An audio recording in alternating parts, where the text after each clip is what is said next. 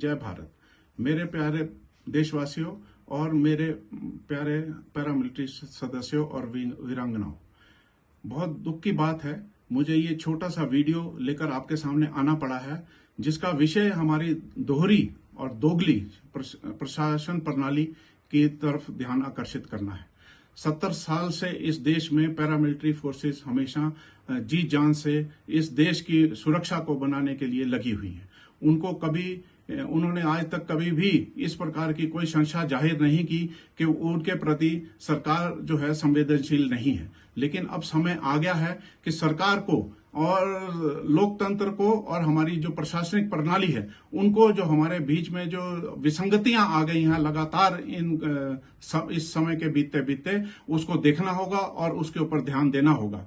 हम गर्व से कह सकते हैं, हमारे प्रधानमंत्री भी कहते हैं और सभी नेता भी कहते हैं कि हम आने वाले समय में विश्व की जो है पांचवी से तीसरी बड़ी शक्ति होने जा रहे हैं। हमारा जीएसटी संग्रह सबसे बढ़ गया है, हमारी जीडीपी ग्रोथ बहुत बढ़ गई है। 70 साल में हमने इतनी उन्नति की है, लेकिन उसका जो फल है वो हमारे पैरामिलिट्री सदस्यों को किसी भी प्रकार से नहीं मिल पा रहा है और उनको हर प्रकार से जो है इन चीजों से वंचित रखा गया है। जैसे कि अर्धसैनिक कल्याण बोर्ड का गठन आज तक नहीं हुआ, जिससे कोई भी कल्याणकारी नीति हमारे लोगों तक नहीं पहुंच पा रही है, क्योंकि हमारे जो एक साथी हैं जो दूर दराज के इलाके में रहते हैं, जो देश के किसी भी भाग में रहते हैं, रिटायर होने के बाद उनको मालूम नहीं है कि वो कहां जाएं, कैसे जाएं, वो अपने जो संस्थाएं हैं उनके साथ कैसे कांटेक्ट करें और किस प्रकार से वो अपनी पेंशन या अन्य जो कमियां हैं, विसंगतियां उनके साथ हुई हैं, उसको कैसे प्राप्त करें। सैनिक कल्याण बोर्ड आर्मी वालों के लिए है, जबकि हम लोग जो arm forces of the union होने के नाते भी हमारे लिए अर्धसैनिक कल्याण बोर्ड के बारे में ना तो सोचा गया है ना बताया गया है। हमने बार बार सरकारों से यह अनुरोध किया है, लेकिन वो आज तक उनके कानों पर जू नहीं रेंग रही है। सीजीएचएस और पेंशन सबसे बड़ी बात है कि हम कहते हैं कि हमारी अर्थव्यवस्था टॉप पर पहुंच गई है। हमने वृद्धावस्था पेंशन योजना, अटल पेंशन योजना, हमने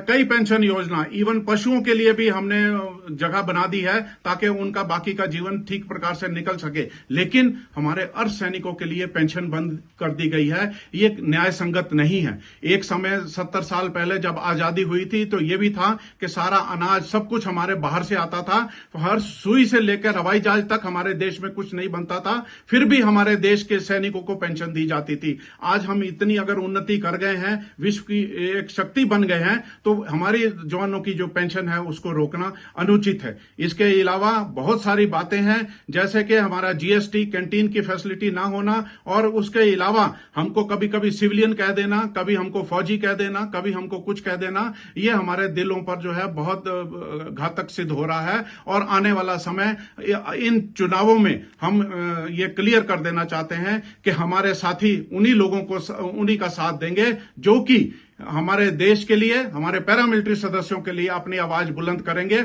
और संविधान के अंतर्गत रहते हुए जो विसंगतियां हमारे साथ हो रही हैं उसको दूर करने का प्रयत्न करेंगे। जय हिंद, जय Bharat. Bureau report, city channel, Shimla.